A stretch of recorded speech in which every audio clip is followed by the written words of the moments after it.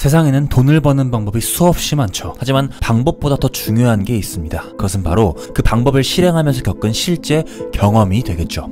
그래서 많은 사람들이 성공자의 경험을 듣기 위해 또는 배우기 위해 수십만 원에서 수천만 원까지 지불하기도 합니다. 그래서 오늘 영상을 준비했어요. 오늘 영상에서는 라스베가스에서 만난 2명의 사업가들을 만나보고 그들이 들려주는 성공 인사이트를 알아보려고 합니다. I trade full time and I'm an entrepreneur. 오늘 만나볼 첫 번째 부자는 현재 풀타임으로 트레이딩을 하고 있으며 또 다른 사업을 운영하고 있다고 합니다. 최고로 많이 벌었을 때는 500만 달러, 하나로 약 60억 정도까지 벌었다고 해요. 그가 처음 100만 달러를 벌었던 나이는 21살이었습니다. 그리고 그 돈의 대부분을 트레이딩을 통해서 벌었다고 하죠. 이런 걸 보면 돈과 나이는 크게 상관이 없다고 느껴지기까지 하는데요. 그가 그 돈을 버는데 가장 큰 영향을 미쳤던 것은 무엇이었을까요?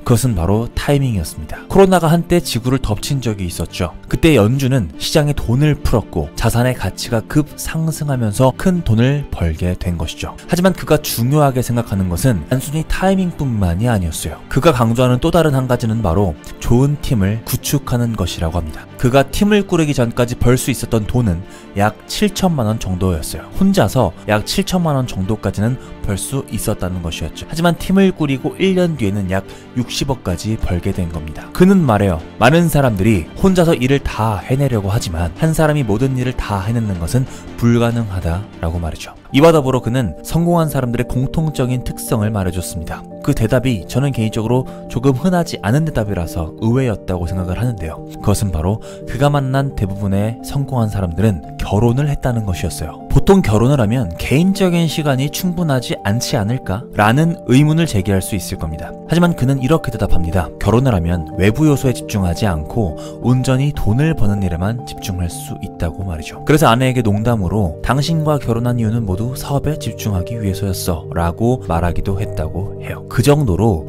그에게는 한 가지에 집중할 수 있는 환경이 굉장히 중요했던 겁니다. 즉 몰입은 사업에 있어서 굉장히 중요한 요소라는 겁니다. 우리 모두가 람보르기니를 원하는 것은 아닐 거예요. 하지만 현대사회에서 람보르기니를 무리 없이 타기 위해서 무엇을 해야 하는지 물어봤을 때 그는 이렇게 답변했습니다. 제가 살면서 느낀 것은 자신이 무엇을 할 것인지에 대해서 사람들에게 항상 떠벌리며 이야기하는 사람들, 그런 사람들은 항상 아무것도 해내지 못했다는 겁니다. 이 말에 담긴 뜻은 무엇일까요, 여러분들? 즉 행동보다 말만 하는 사람들이 훨씬 더 많다는 거죠. 이 사업가는 계획적이기보다는 충동적인 성향이라고 하는데 충동적인 성향의 장점은 아이디어가 떠올랐을 때 바로 실행에 옮기는 것이겠죠.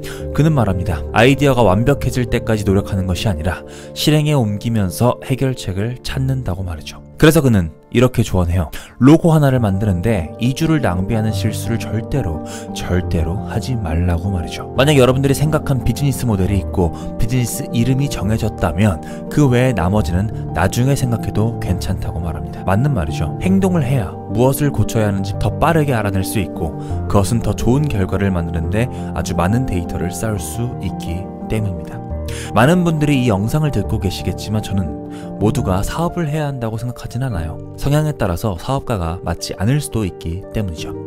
하지만 무엇이 되었든지 간에 옳다고 생각하고 머릿속에 아이디어가 떠올랐다면 미루는 것보다는 지금 잠깐이라도 찍어보듯 그 맛이라도 느껴봐야 포기할지 아니면 더 진행해볼지 빠르게 결정할 수 있는 최선의 방법이라고 생각합니다. 다음 소개해드릴 부자는요. 살면서 사업을 생각해본 적이 한 번도 없다고 합니다. 하지만 지금은 한 해에 70억의 수익을 올리는 사업가가 되었죠. 그녀는 에어비앤비 비즈니스를 하고 있습니다. 그녀가 처음부터 이 사업을 해야겠다고 생각한 것은 아니었다고 해요. 한 번에 전환점이 있었다고 하는데요. 그녀의 이야기를 들어보죠. 저는 베이비시터로 일하고 있었습니다. 그런데 코로나가 덮치면서 직장에서 잘리게 되었어요. 하지만 납부해야 할 청구서들이 너무너무 많았습니다. 통장에 있는 마지막 2만 원까지 떨어졌지만 어떻게든 해결해야 했어요. 베이비시터 일이 좋긴 했지만 이 일로 많은 돈을 벌 수는 없다고 생각했습니다. 그리고 더 이상은 누군가에게 해고를 당하고 싶지 않았어요. 저는 제 자신을 위해서 일하고 저를 위해 돈을 벌기로 결정했습니다. 그녀는 자신처럼 파산 직전에 놓여있고 돈은 없지만 사업을 시작하고 싶은 사람에게 이런 조언을 합니다. 많은 사람들은 사업을 하기 위해 많은 돈이 필요하다고 말하지만 사실은 그렇게 많은 돈이 없어도 신용카드를 통해 사업을 시작할 수 있다고 말합니다. 집을 살 돈이 없어도 시작할 수 있다고 말이죠. 그녀는 에어비앤비 사업을 시작할 때 한 푼도 없었고 임대를 해서 사업을 시작했다고 말해요.